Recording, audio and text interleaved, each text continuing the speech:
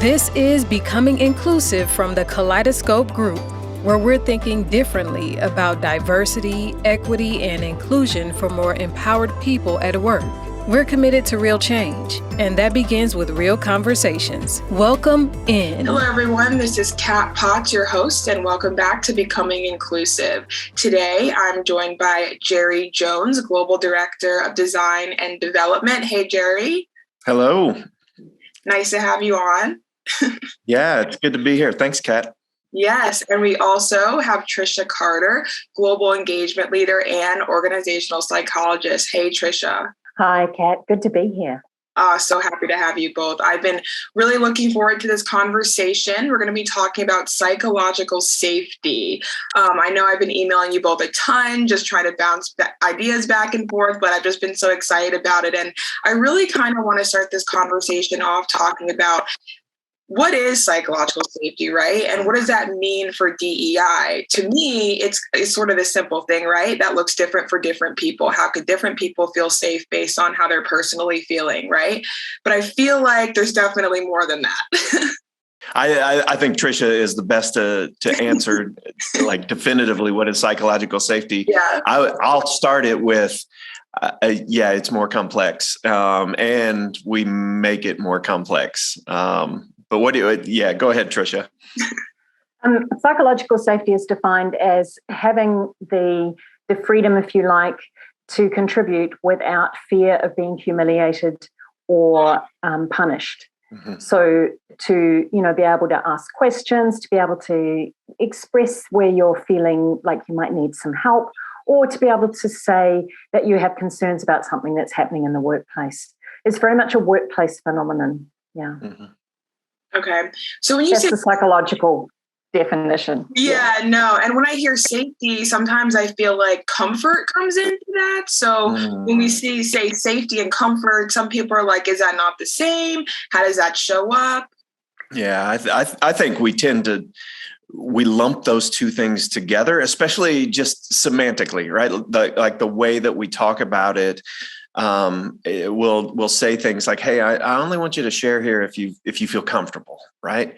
But this is diversity, equity, and inclusion. Like we're talking about the differences between people, like what makes us different. We're talking about equity and inequities and micro inequities and macro inequities and some of the deep challenging stuff that has driven us apart and caused us to fight. We're talking about inclusion. Like you don't get to be comfortable. These are not comfortable conversations, but we use those words interchangeably. And so what we really mean a lot of times in those scenarios, which is a good thing, is, hey, only share if you feel safe. Like if this is pushing you to a place that's actually going to trigger past trauma, or it's going to put a block between you and actually being able to share or others being able to share, then there's a challenge. But the reality is this is uncomfortable. Like it has to be uncomfortable. Yeah. And the situations in workplaces where people might be working together and, asking questions or saying things, and then become at risk of being criticized or, having teammates or their team leaders express, real humiliating comments, or being reprimanded for making suggestions, or saying, hey, perhaps we shouldn't have done it like that. We should have done it like this. And that environment is not a safe environment for a team to operate well. And so whether you're working on something that might be talking about diversity, equity, inclusion, or whether you're a diverse team working on something to do with your work, and you're sitting there and maybe you're not part of the dominant culture, and you might express a thought that perhaps this piece of advertising you're working on doesn't really say what you want it to say, and everybody laughs, or your leader expresses, some sort of humiliating comment. Right. You're not going to comment again. You're not going to contribute again. And so that loss of safety then means that the group's, contribution is diminished. Yeah, and you're withholding valuable, uncomfortable sentiments, right? Like Yeah. you're not going to share what's uncomfortable if you don't feel safe. And so like safety sets us up for the discomfort of what this Right. is. But if you're creating an environment that doesn't feel safe, then how can you get to the hard stuff? How can you do the work? Right. Yeah. And that's like such a good point you both bring up too, because if you're afraid to share your thoughts, right, what are you then bringing to the table of the business? Because business owners are asking for people to come in, be innovative, contribute. But if you don't feel safe, then how are you going to get to that point to share any of your thoughts? And some pushback could be from a manager or business owner. Well, I'm not here to make people feel comfortable, right? That's not the purpose of being. I'm sure both of you hear that all the time, but I think that distinction between safety, right, versus comfort. We're not worried about how comfortable their chairs at their desks are, right? we're talking about about them mentally. Actually, the occupational health and safety might be worried about the comfort of the chairs, but yes. Yeah. Okay, that's you're right. Yeah, I think leaders have absolute responsibility for creating that psychological safety. Mm-hmm. But at the same time, our team leaders and sometimes our team members as well, they push us and, they challenge us to do better. I was in a conversation with one of my KG team members last week, and she was really strong about an element that we hadn't thought about. And her strength of commitment on that idea, made me step back and go, oh, wow, she's right. That is an extra thought, and we hadn't considered it. So, and that pushes you into thinking, oh, gosh, I didn't even consider that. And if you are someone who holds that sense of I must get it right every time, which, you can't be if you want to create psychological safety. So for leaders, they need to be able to model that fallibility, hey team, I don't have all the answers, or I don't know everything. You guys all bring a different perspective to the table and I can't see your perspectives. They need to model that so that the team feels comfortable contributing. Yeah. And modeling that, I think, on the front end versus trying to clean it up later, it makes all the difference in the world. Like that's the biggest piece to creating a safe space, I think, is starting with the reality, starting with one, I don't know, like, because that's the thing with safety is I don't know what's in your mind, right? I don't know what your experiences are. I don't know what trauma you've experienced in the past. I don't know who said something to you at an earlier point that triggered something. And so if you're in a room of 20 people, you can't possibly know all of the nuances and the dynamics of what would make somebody safe. And that means you're going to step on it. But moving the conversation to the front end and saying, hey, I could really mess this up. And even I'm scared of this, or I'm afraid that I'll say the wrong thing here. When people know that ahead of time, it lowers that danger level. And it gives them the opportunity to then give you grace in that, right? Like you said it on the front end. It doesn't make it 100% safe. It doesn't mean that you won't still step in it, but it's a whole different thing than just barreling through it as if you know everything, saying the wrong thing, creating an unsafe space, and then trying to go back and say, no, that's not what I mean. Because what happens is then we get defensive and we say, no, you took that wrong, which is it's inflating the lack of safety, right? Like it's creating a bigger space where people don't feel like they can say anything.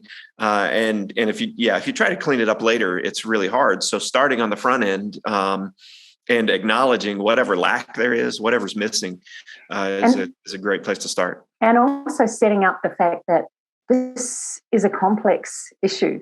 And I mean, we're talking about DEI, but there are lots of other issues that people are working on that are massively complex at the moment, like the return to work, hybrid workplaces, or just, whatever product it is that you're developing or service that you're working on or client that you're working with. This is complex. Because there are very few situations these days that aren't complex. And so this is complex and we're all learning here. And so that also sets the scene that it's okay to contribute something that might be completely different, or it's okay to say, hey, I didn't understand what you meant there, or I didn't understand that piece of information. Can you clarify? And the other aspect that's really important for leaders to do is to model curiosity and to be always going, hey, tell me more about that. I've never heard that before, or, that could be really helpful. Let's think about that. Or I wonder why that is. All of those sort of curiosity phrases that are so helpful. They're really good on establishing psychological safety as well. That a lot of that comes from Amy Edmondson's work. She's one of the great researchers and writers in the field. Yeah. And so I hear a lot about the role of leadership, right? Because it starts that way, right? If the leader, if someone's not going to speak up, if they're almost perceived consequence of, oh, I might get fired, oh, I might not get this promotion, those nuances within different businesses that sort of put people in this bubble of not feeling safe. But I wonder too, like, how do we get, that's a lot of pressure even for a leader, right? Like, how do we even get a leader to a place of, in some ways, being vulnerable? Because it would take a leader to also say, I'm not totally sure, but this is where I'm trying to go, right? What are some things that come to mind for you both, or what does that look like for a leader to get to that place?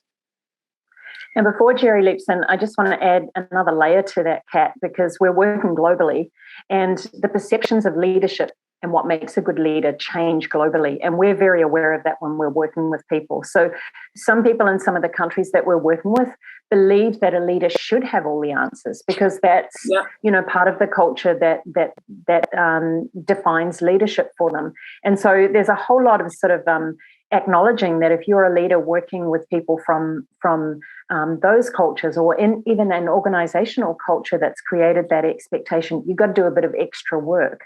Yeah.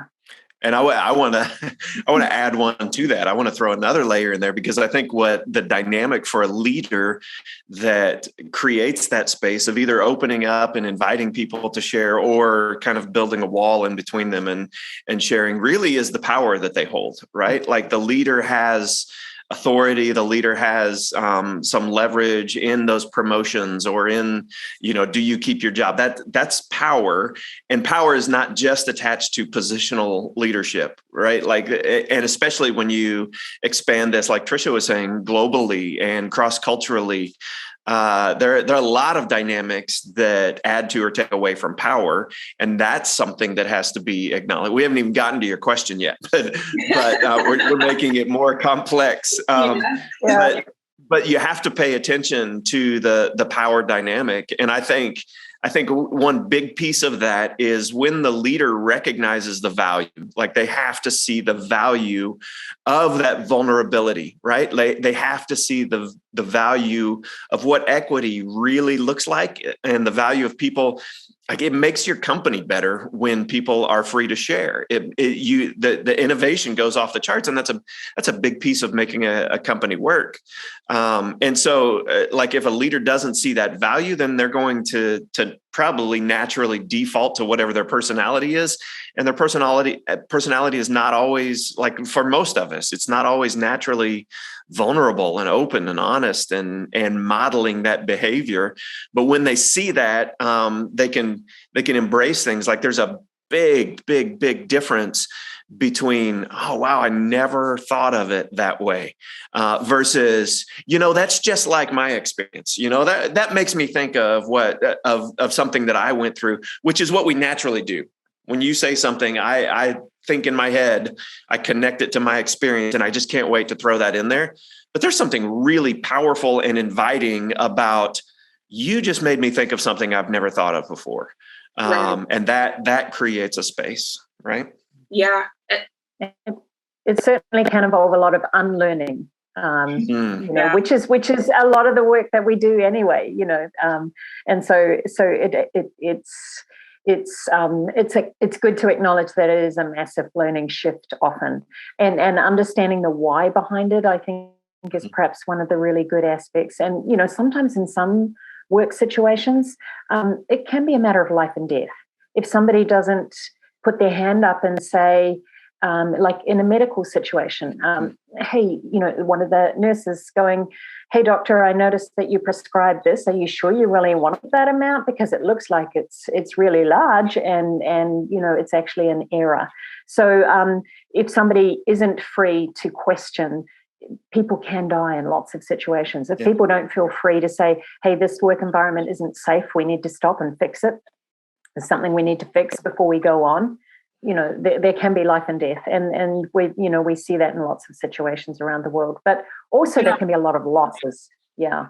Yeah, and Trisha, that actually makes me think too, right, of the trust, right? Sometimes you may trust the person or the individual so much that there's no way this doctor could have prescribed me too much of something, right? So you almost tell yourself that there's no way and it must be you. But then part of me too is like, isn't that from how someone may be making you feel? Like if someone's making you feel like they're always right, back to the leadership role, then you're probably never going to question them and or talk yourself out of what possibly is reality. You were prescribed too much of something. So now there's that trust, that aspect of trust that can also be overwhelming.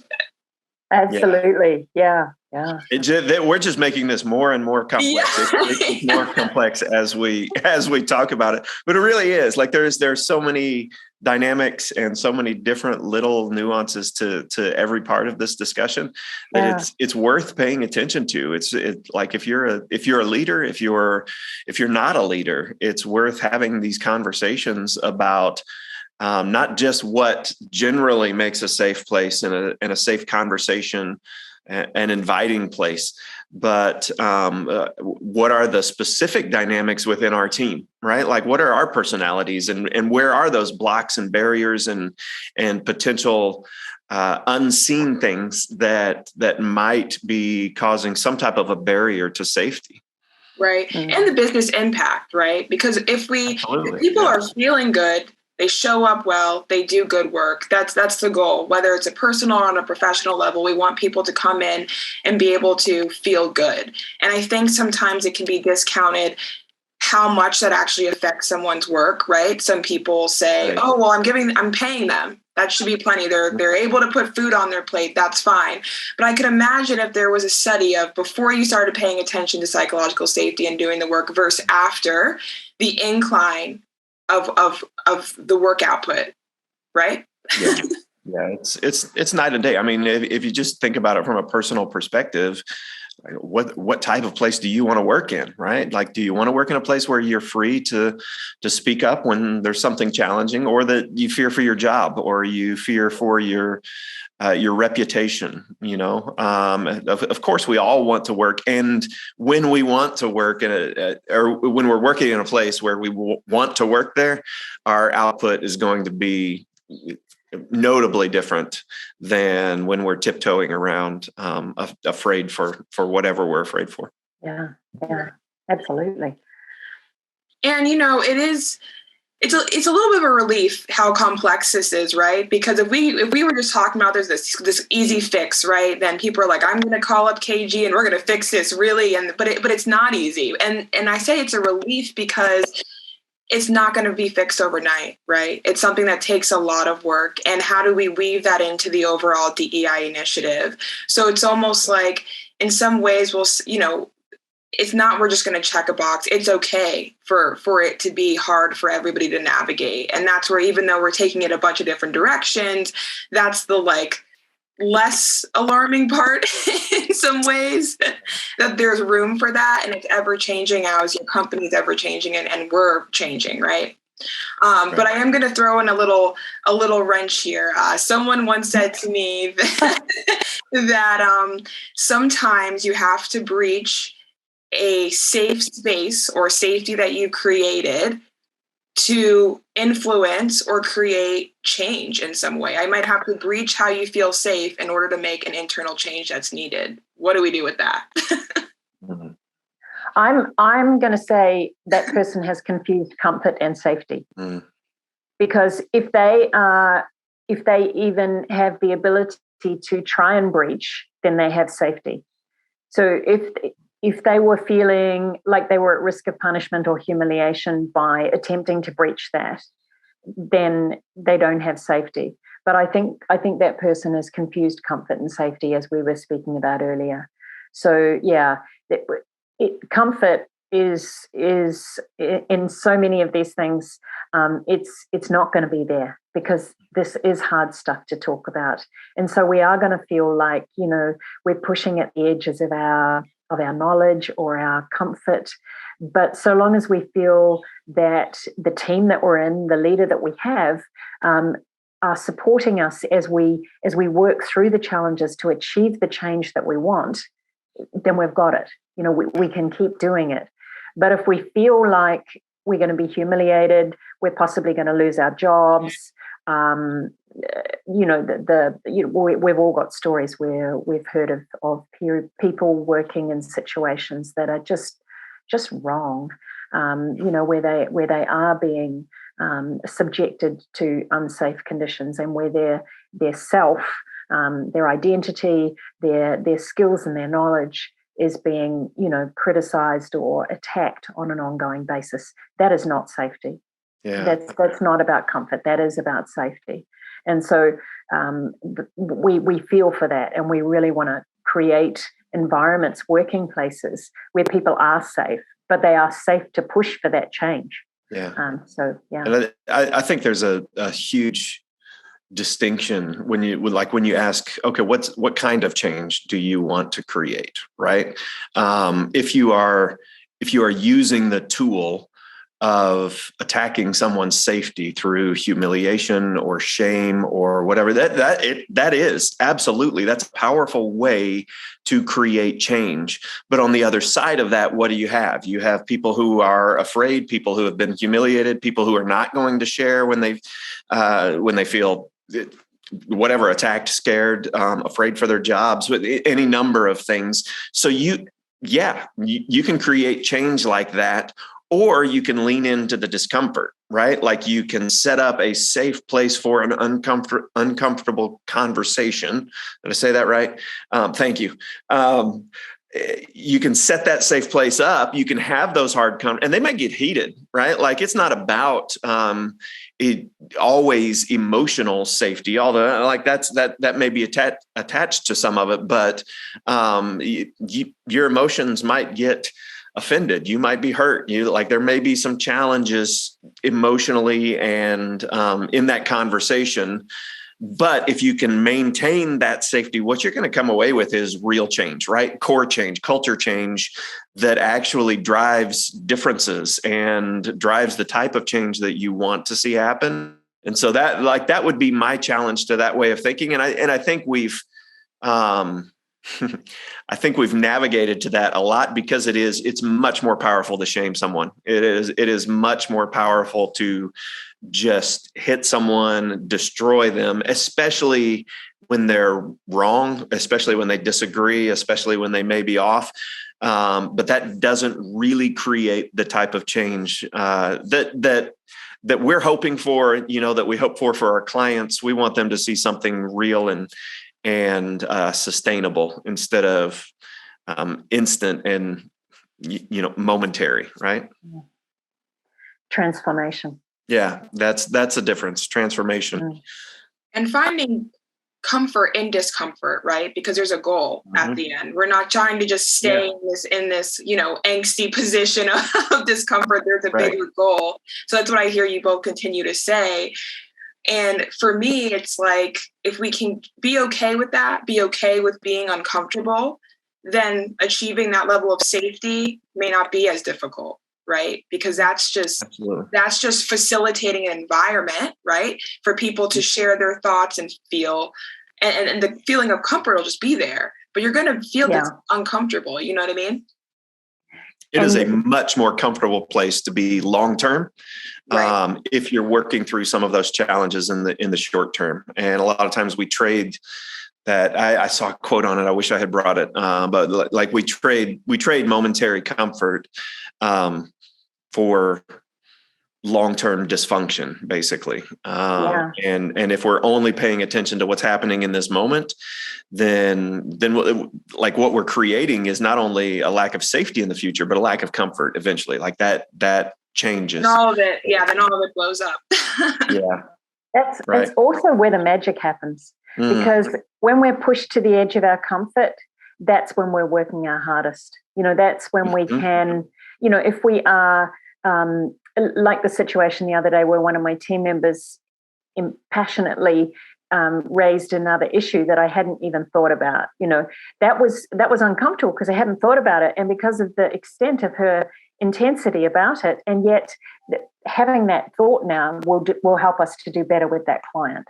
So there's research from Dr. Kathy Phillips, which shows that diverse teams, when she put them together in the lab and gave them tasks to do, they worked and succeeded, and they were more successful than homogenous teams, but they actually didn't rate the experience as comfortable and enjoyable as the homogenous teams did. So creating these diverse teams is not always going to get us this feeling of comfort, but we are going to be able to do so much better in working together, because sometimes somebody who's different to us just pushes us to think a bit differently. Right. That's one of the things I love about the global team in KG. Right, being exposed to other perspectives and the strength and power that comes from that. Yeah, Trisha, Absolutely. Jerry, I would love to continue talking about this because I think it's so important. It's such a aspect of, I think, DEI that when we hear the word diversity, equity, inclusion, I don't know that psychological safety is really a sector of that automatically really comes up for most people, but it has such heavy influence on even how we digest what diversity it is, what is equity, what is inclusion, so I appreciate this conversation so much. But one last thing, I need one golden nugget from each of you in terms of what is a way that you can weave psychological safety into your DEI initiative? I think you have to come back to a learning environment. Yeah. And so you've got to be willing to do that transformational change and say, this isn't just about, a simple process that's going to be put in place. This is about changing people. If you have not got it already, because you've created it as part of your organizational culture, then you've got some serious work to do. Yeah. Sorry, but that's that's my good. nugget. That's good. Yeah, and I think it is it all centers around intentionality and becoming conscious of this and recognizing, because you start at the same place, right? When there's a trigger, when there's something that is uncomfortable, that starts at the same place as a lack of safety, and recognizing those and training yourself to recognize that as, okay, this is an opportunity here. Like, this is actually an opportunity for us to get uncomfortable and press through the issue that is there, versus doing what comes naturally, because we're human, right? Like when we feel attacked, we either attack or we run away or we freeze up. That's just what we do. And that doesn't get through the issue. So just acknowledging those moments as this is a great spot to try this out and to really move forward. I think that could be powerful. Awesome. Thank you, Jerry. Thank you, Trisha. I'm looking forward to having you both on again. Listeners, again, this is Kat Pot, your host, and this is Becoming Inclusive, and we'll see you guys next time. Bye, everyone. Thanks for joining us, and a special thanks to our subscribers. Consider becoming one today. Becoming Inclusive is presented by the Kaleidoscope Group, your full-service diversity, equity, and inclusion partner serving clients worldwide. Learn more and continue the conversation at kgdiversity.com.